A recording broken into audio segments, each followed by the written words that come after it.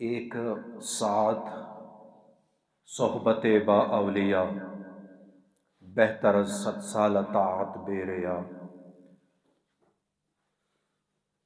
ایک زمانہ پہلے اس شعر کو جب میں نے پڑھا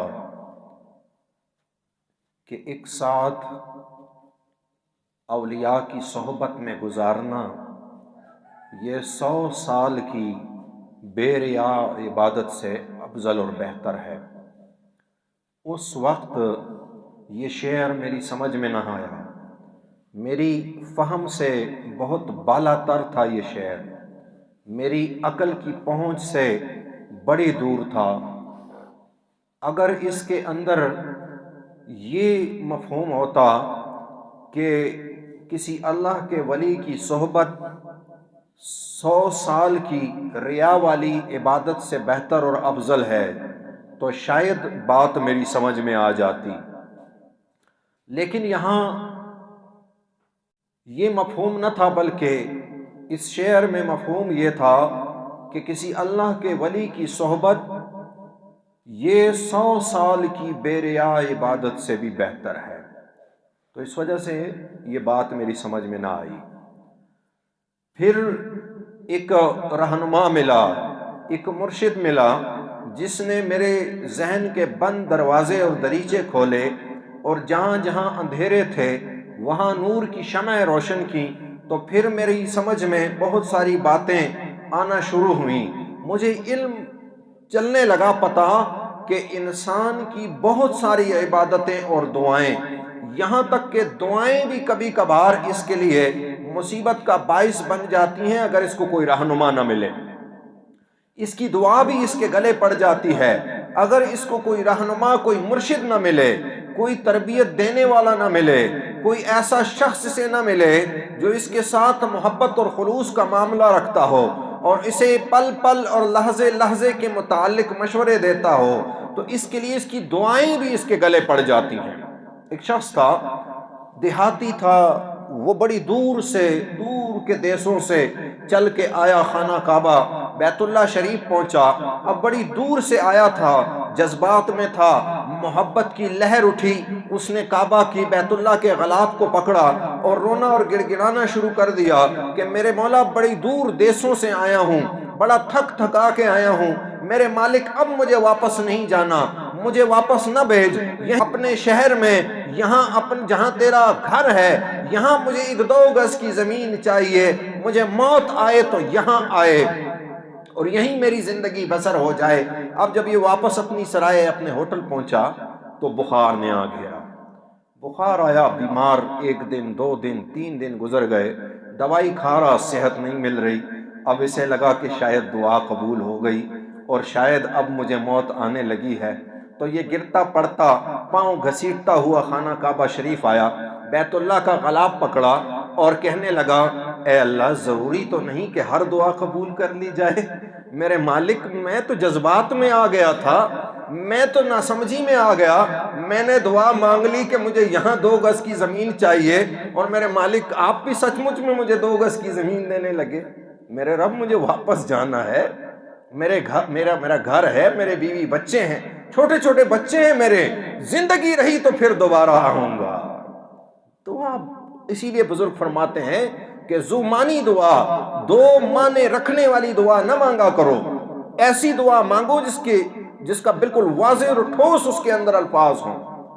ادھر ایک صحابی ہیں، انہیں محمد مصطفیٰ کی تربیت حاصل ہے، بیٹھے ہیں دعا کر رہے ہیں، اس کا تو کوئی تربیت کنندہ نہ تھا جو اسے بتاتا کہ دعا کیسے مانگنی ہے اور کون سی دعا کس طریقے سے اللہ کے دربار میں مانگنی ہے۔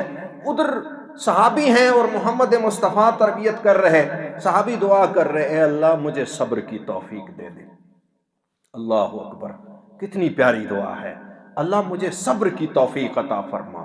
میرے نبی ناراض ہوئے، فرمایا کہ دیکھو نبی جو رہنما ہوتا ہے نا، اس کی نظر بڑی دور تک پہنچتی ہے، اور پھر جب میرے حضور جیسا رہنما ہو تو اس کی نظر کے کیا کہنے، سبحان اللہ، وہ تو جنت اور جہنم کے نظارے دیکھنے والے، جنت کے دروازے سے داخل ہونے والوں کو دیکھنے والے اور جہنم کے دروازے سے اندر جانے والے بدبختوں کو جاننے اور دیکھنے والے، تو یہاں تک یہ دنیا کا ایک معاملہ، فرمایا تو صبر نہ مانگ، صبر تو بلاؤں اور مصیبتوں پہ مانگا جاتا ہے۔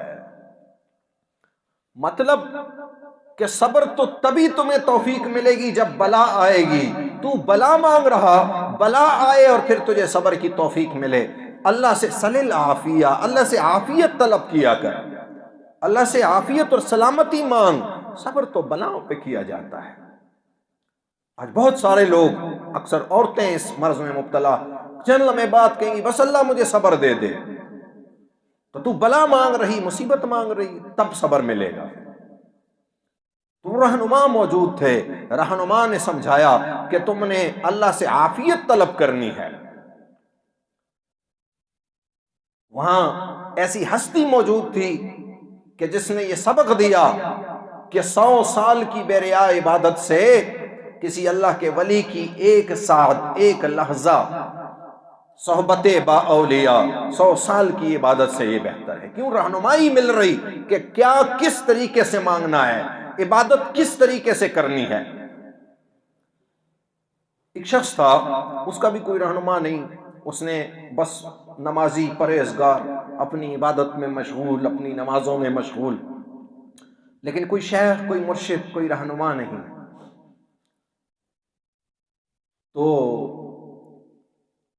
اس نے سنا کہ قریب کے گاؤں میں ایک درخت ہے اور لوگ اس درخت کی پرستش کرتے ہیں، عبادت کرتے ہیں۔ اسے غصہ آیا، اس نے کلہاڑا اٹھایا اور نکل پڑا کہ میں اس درخت کو کاٹ کے پھینک دوں گا۔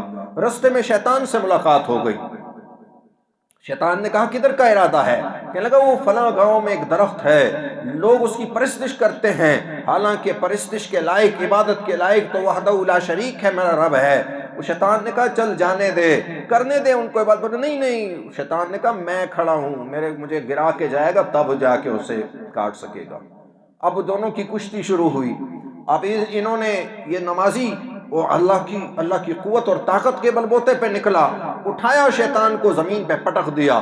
جب اس کے سینے پہ چڑھ کے بیٹھا، نیچے سے شیطان نے کہا بات سن، اس درخت کو کاٹنے میں تیرا کوئی فائدہ نقصان نہیں، ایسا کر مجھ سے روزانہ کچھ تھوڑی اجرت لے لیا کر، اپنے گھر کا خرچ لے لیا کر، تیرا گھر کا خرچہ بھی چلتا رہے گا، تیری عبادت بھی ہوتی رہے گی۔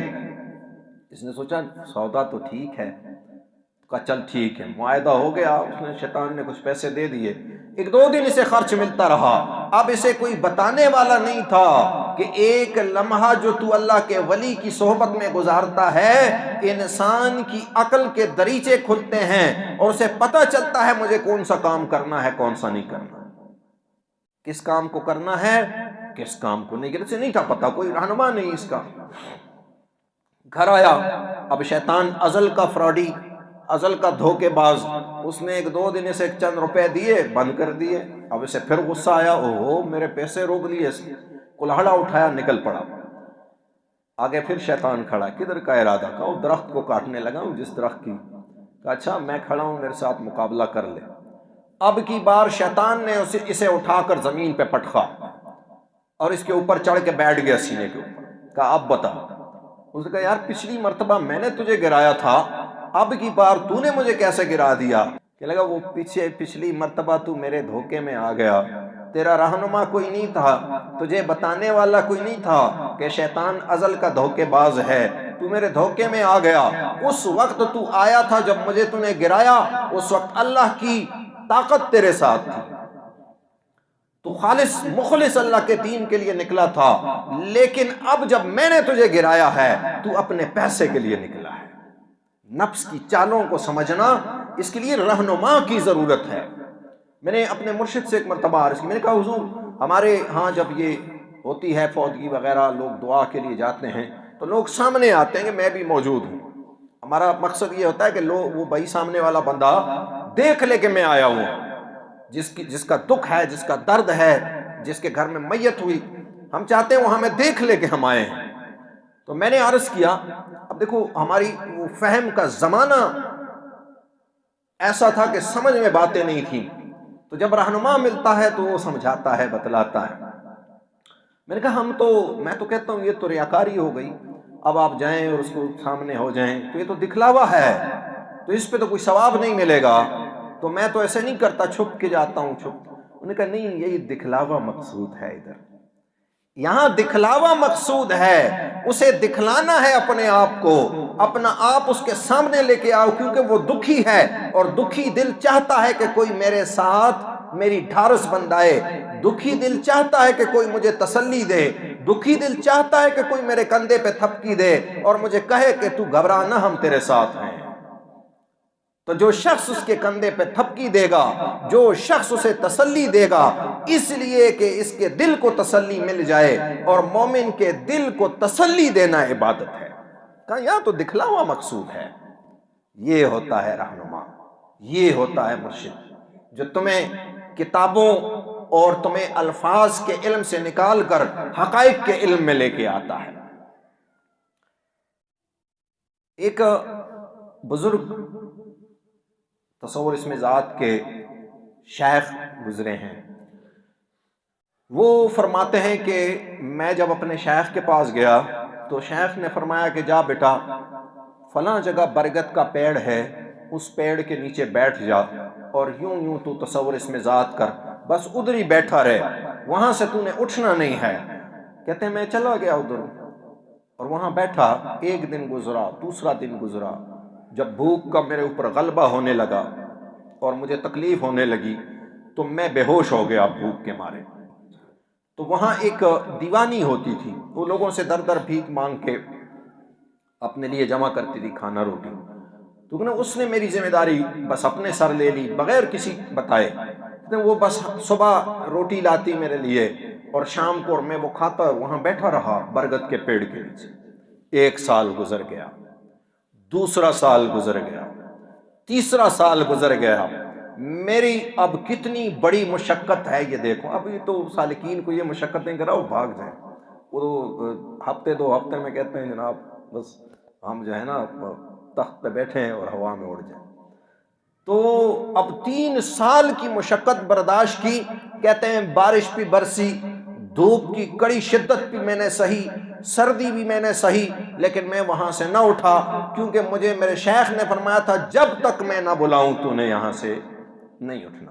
اور میں بیٹھا رہا بس اپنا ذکر ذکر ذکر ذکر، اور کھانے کی میری بس وہ دیوانی ذمہ دار ہو گئی، ایک مجذوبہ تھی، صبح ایک روٹی اور شام کو روٹی، تو بس میں وہیں بیٹھا رہا۔ کہتے ہیں بڑا عرصہ گزر گیا تو میرے دل کے اندر ایک وسوسہ آیا، ایک خیال آیا، میں نے کہا 3 سال تیری زندگی کے گزر گئے، ان 3 سالوں میں تجھے فیض کی ایک ہلکی رمق اور جھلکی بھی نہ ملی، اور تو ادھر بیٹھا ہے۔ ان 3 سالوں میں پتہ نہیں تو کتنا کچھ کما لیتا، کتنا کچھ کر لیتا۔ تو یہ خیال آیا، تو کہتے ہیں کہ میں اب یہ شیطان اپنا وسواس ڈال رہا، کہتے ہیں میں گیا قضائے حاجت کے لیے، تو جب میں نے وہاں قضائے حاجت کی تو میرا جو پیشاب کا پانی تھا اس کے اندر مجھے ایک جھلک اپنے شیخ کی نظر آ گئی۔ کہتے ہیں فوراً میرے دل میں خیال آیا کہ دیکھو یہ اللہ کا ولی ہوتا تو اس کی تصویر تو ادھر نظر نہ آتی۔ پھر کہتے ہیں میں نے کہا نہیں، اعوذ باللہ من الشیطان الرجیم، اے اللہ میں شیطان مردود سے تیری پناہ چاہتا ہوں۔ کہتے ہیں میرے ضمیر نے آواز دی کہ جب کوئی اللہ کی تلاش میں نکلتا ہے اللہ اسے غلط دروازوں پہ لے کے نہیں جاتا۔ کہتے ہیں میں نے کہا ٹھیک ہے، بس اس نے مجھے کیا بتایا ہے؟ اس نے تو مجھے اللہ کا ذکر ہی بتایا ہے، انہوں نے تو یہی کہا ہے جا ادھر بیٹھ اور بس اللہ کا یہ ذکر ہے، یہ کر، یہ نام اللہ کا پڑھ، اور تو انہوں نے مجھے کوئی غلط راستہ نہیں بتایا، تو بس ٹھیک ہے میں چل رہا ہوں۔ کہتے ہیں رات ہوئی، میں نے خواب دیکھا کہ سامنے ایک مجمع ہے اور اس میں ایک شخص ہے، سانولا رنگ ہے اس کا، اور یہ حلیہ انہوں نے بتایا، یہ حلیہ کسی نے مجھے کہا کہ یہ اللہ کے نبی ہیں۔ کہتے ہیں میں دوڑتا ہوا گیا، کہتے ہیں میں اتنا جذبات میں آ گیا کہ میرا جی چاہا کہ میں ان کے سامنے سجدے میں جھک جاؤں، سجدہ کروں، لیکن کسی نے مجھے پیچھے گردن سے پکڑ لیا۔ اب میں زور لگا رہا اور پیچھے سے کسی نے گردن سے پکڑا ہوا۔ دیکھو ان کو یہ نہیں تھا پتا، ایک خواب کی کیفیت تھی، جذبات تھے کچھ لوگوں کے اندر، کبھی ایک جذبات کے اندر آ کے کچھ ایسی بات اٹھ جاتی ہے، وہ ایسی کوئی حرکت کر بیٹھتے ہیں، اور کچھ لوگ بے علمی میں کر بیٹھتے ہیں۔ اب ان کے اندر وہ بات آئی کہ میں ادھر سجدے میں گر جاؤں۔ اچھا، انہوں نے جب وہ حلیہ بتایا نا، تو چونکہ یہ میرے اوپر میرے رب کا فضل ہے، کرم ہے، اس میں میری اپنی کوئی اوقات، کوئی صلاحیت نہیں ہے، میں سمجھ گیا کہ اس خواب کے اندر ان کے ساتھ شیطان جو دھوکہ کرنے جا رہا تھا، مجھے اس کی سمجھ آ گئی، کیونکہ انہوں نے جو چیز بتائی تو میں سمجھ گیا کہ اب ان کے ساتھ یہ دھوکہ اس خواب کے اندر ہونے لگا ہے۔ اب دیکھتے ہیں کیا یہ آگے کیا فرماتے ہیں، آگے کیا ہوتا ہے ان کے ساتھ۔ اور یہ اللہ کا فضل ہوتا ہے جسے وہ کچھ علم عطا کر دے۔ اب وہ کچھ لوگ کہتے ہیں نا، اب وہ یہاں آتے ہیں، صحت مل جاتی ہے، کہتے ہیں یار ہم گئے ادھر، ابھی کتنے لوگ مجھے فون کرتے ہیں، جی فلاں صاحب نے مجھے بتایا کہ ہم ادھر گئے تو ہمیں صحت مل گئی۔ میں کہتا ہوں میرے بھائی، وہ صحت آپ کو میرے دم سے نہیں ملی، میری کیا اوقات اور کیا مجال، وہ صحت آپ کو اللہ کے ذکر سے ملی ہے۔ اب یہاں لوگ آتے ہیں، وہ کہتے ہیں جی بس ہم دم کرتے ہیں، ہم نے ذکر میں بیٹھنے کے لیے تیار نہیں ہیں، حالانکہ ہماری ڈیوٹی تو دم کرنا نہیں ہے، نہ یہ ہمارا طریقہ ہے دم کرنا۔ ہمارا طریقہ، یہ جن کو ہم کھینچ کے لے کے آتے ہیں، ہمارا طریقہ یہ ہے کہ اللہ کے ذکر کے لیے آؤ، اور پھر خود بخود تمہاری زندگی سنور جائے گی، تمہاری زندگی خوبصورت ہو جائے گی۔ سمجھتا ہوں کہ یہ اللہ کے ذکر سے ہوتا ہے سب کچھ۔ میری کیا اوقات یا میرے اندر کون سی ایسی روحانی قوت کہ میں نے دم کیا اور جناب آپ ٹھیک ہو۔ اور کچھ تو ایسے ہوتے ہیں کہ وہ پتہ نہیں عجیب ان کی فرمائشیں، وہ میں پھر ان کو کہتا ہوں کہ میرے بھائی، میں ایک عام سا آدمی ہوں، آپ کی مہربانی، اللہ کا ذکر ہے وہ کریں، بس اس سے آپ کو جو کچھ آپ کو چاہیے وہ آپ کو مل جائے گا، اور اللہ کے ذکر سے ملے گا۔ تو اب مجھے یہ اللہ کا فضل ہے کہ خوابوں کی تعبیر کبھی نہیں بھی سمجھ آتی، لیکن کبھی اللہ مجھے کھول دیتے ہیں تو مجھے سمجھ آ گئی کہ یار ان کے ساتھ یہ جو بتا رہے ہیں وہ اللہ کے نبی نہیں تھے، یہ شیطان اپنی چال چل رہا۔ لیکن آگے مجھے نہیں تھا پتا کہ آگے کیا بتانے والے ہیں، کہ پھر آگے کیا ہوا۔ کہتے ہیں کہ وہ مجھے کسی نے گردن سے پیچھے سے پکڑ لیا، اب میں زور لگا رہا جھکنے کے لیے، اور کسی نے ایسے پکڑا ہوا ہے مضبوطی سے کہ میں ہل بھی نہیں سکتا اپنی جگہ سے۔ کہتے ہیں صبح جب میں اٹھا تو میں بڑا غمگین تھا، میں رویا۔ کہتے ہیں اتنا عرصہ گزر گیا، میں نے اللہ سے کہا کہ اللہ میرا اتنا عرصہ گزر گیا، 3 سال میں نے تیرا نام پڑھا اس برگد کے پیڑ کے نیچے، میں نے دھوپ سے بچنے کی کوشش نہیں کی، بارش سے بچنے کی کوشش نہیں کی، میں نے کھانا بھی تجھ سے نہیں مانگا، تو نے خود ہی مجھے جو دینا تھا وہ دیا۔ 3 سال میں نے تیرا ذکر کیا، ان 3 سالوں میں ایک رات میرا نصیب جاگا اور تیرے حبیب کی زیارت ہوئی، اور مجھے ان کے قریب بھی نہیں جانے دیا گیا۔ کہتے میں روتا رہا، پورا دن میں رویا۔ کہتے جب عصر کا وقت ہوا تو ایک مجذوب آیا۔ یہ جو اللہ کے ذکر میں ایک وقت ایسا آتا ہے، بعض ذاکرین جب ذکر کرتے ہیں سالکین اور رہنما کی رہنمائی کے بغیر شروع کر دیتے ہیں، تو جب نفی اس بات کا، اس مزاج کا ذکر سلطان الاذکار جاری ہوتا ہے تو اس وقت شدید خدشہ ہوتا ہے کہ یہ بندہ مجذوب ہو جائے، یہاں رہنما کی ضروری ہے۔ تو یہ مجازیب بظاہر تو ہمیں لگتے ہیں دیوانہ ہے یار، لیکن اللہ کے عشق میں جو دیوانہ ہوا اس کے کیا ہی کہنے۔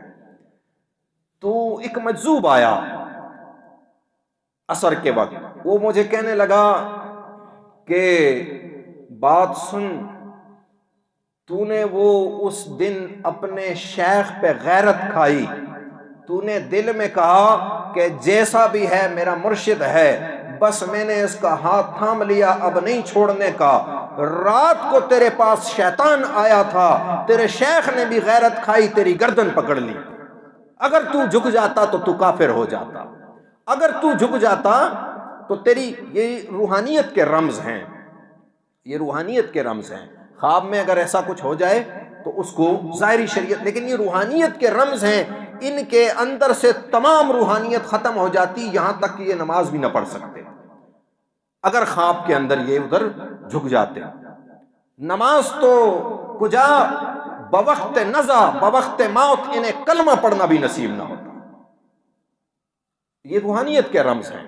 وہ مجدد ثانی رحمۃ اللہ تعالی علیہ نے اپنے مکتوبات شریف میں کچھ چیزیں لکھیں، اس میں ایک جگہ لکھتے ہیں میں ابو بکر صدیق کے مقام کے اوپر سے گزر گیا، عمر فاروق کے مقام کے اوپر سے، اس طرح مختلف۔ تو اس زمانے کے لوگ چونکہ سمجھ نہ پائے تو انہوں نے قیاس دائر کر دیا کہ یہ صحابہ سے بھی خود کو اوپر سمجھ رہا۔ تو انہوں نے بتایا وہ میرے بھائی، کبھی کبھی مکھی بھی انسان کے اوپر سے اڑ کے گزر جاتی ہے، اس کا یہ مطلب نہیں ہے کہ مکھی افضل ہو گئی انسان سے۔ یہ روحانیت کے رمز ہیں، مراقبے کے دوران یہ کیفیتیں انسان کے اوپر آ جاتی ہیں، اور وہ روحانیت میں جو کچھ دیکھتا ہے اسے لکھ دیتا ہے۔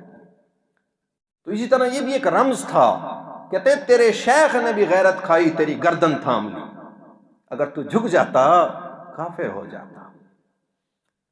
تو عزیزان گرامی، اپنے مرشد اور اپنے رہنما کے پاس جانے کے بعد سمجھ آئی کہ ایک ساعت صحبت با اولیاء بہتر از 100 سال طاعت بے ریا۔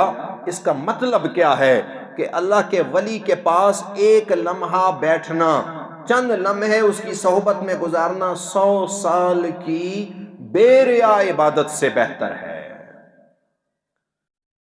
وہ جو پہلے میں نے آغاز میں جب شعر پڑھا میں نے بتایا اس وقت مجھے سمجھ نہیں آئی تھی، لیکن جب ایک زمانہ گزرا اور میں کسی کے ہتھے چڑھا تو پھر مجھے بہت ساری چیزیں سمجھ آنی شروع ہوئی، پھر دماغ کھلنا شروع ہوا، قلب کے دروازے اور دریچے کھلے اور بہت ساری چیزیں آسانی سے سمجھ آنی شروع ہو۔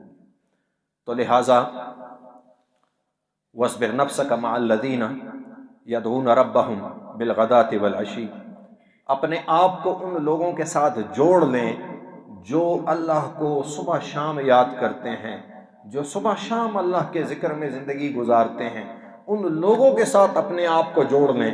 آپ کے اندر ذکر کی وہ کیفیت داخل ہوگی، پھر آپ بھی اسی طرح ذکر کرتے کرتے زندگی گزاریں گے، اور جب ذکر کے اس مقام پہ پہنچیں گے آپ کے دل کے دروازے بھی کھلیں گے اور آپ کو بھی اللہ رہنمائی عطا فرمائیں گے۔ پھر آپ کا مشورہ دوسروں کے لیے بھی بہترین مشورہ ہوگا، اور اپنے لیے تو ظاہر ہے بہترین ہی ہوگا۔ خود بخود رستے سمجھ آنے شروع ہو جائیں گے، لیکن ہوگا کیسے کہ وَاصْبِرْ نَفْسَكَ مَعَ الَّذِينَ يَدْعُونَ رَبَّهُمْ، اللہ کو یاد کرنے والوں کا ساتھ، ان کا ساتھ اپنائیں، اللہ آپ کو آسانیاں عطا فرما دیں گے۔ اللہ مجھے بھی عمل کی توفیق عطا فرمائے اور آپ کو بھی عمل کی توفیق عطا فرمائے۔ وآخر دعوانا الحمدللہ رب العالمین۔